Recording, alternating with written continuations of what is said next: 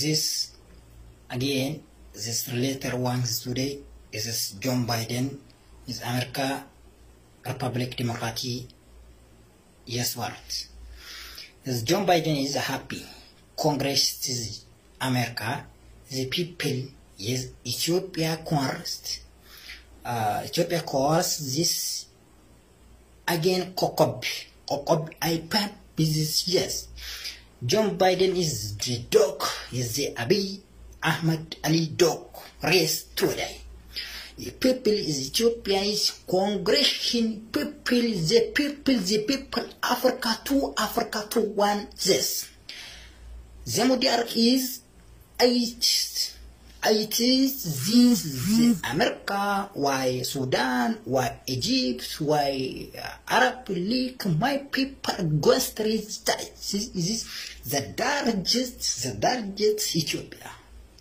Is clear? A peep the stressed John Biden is I am confessed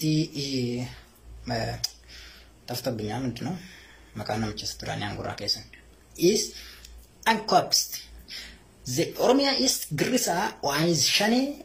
I think this once 2 days the Afraibis tank it is cough just clear erga John Biden brand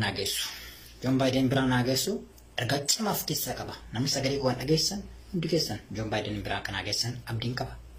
kana qofasniti wan brandly ittifina John Biden biyot arabatif biyot hunda kana wajin walta yoni dufi sari Ethiopia John Biden is Ethiopia dog why Ethiopia cat the Ethiopia business there again John Biden is the Ethiopia dog why the Ethiopia and cats Ethiopia's people the Africa Congress is this Ethiopia happens to that thank you Ratoma all the front kutubina brand naga na michakana wajin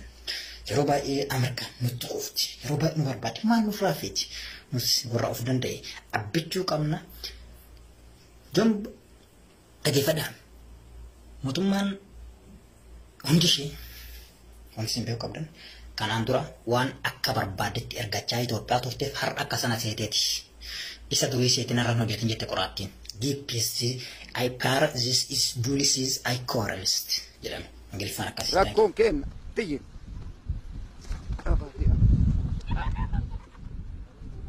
sia kofi surabi kofi ati jessa si kotu kana konka gubba na arti arganjira mala ijaba si arganjira si arganjira asai mesir bikash widiti ke sintu fatimi mutaka brana asinjira shamarana ka media raban mbatu shamarana heddu badeje mbatu ijasa akada mayu media banacho tintasnana mesin chafaru daf ijolle marti barasatin badaju mesin bitallala desnda inzna rabatinji lela min alle masnanya eho inde ከጨፈራ ከካልቸር TikTok ማለት ነው እና እግዚአብሔር አደርሷል እኮ እኔ በኩሌ ጨፈራው መቼም አልተው ጨፍራለሁ ኧረ ተው የሚባል ነገር የለም አባዱ ጫላም ጀድ አቱ ጥፋ አንቺ ደግሞ ዱቄታ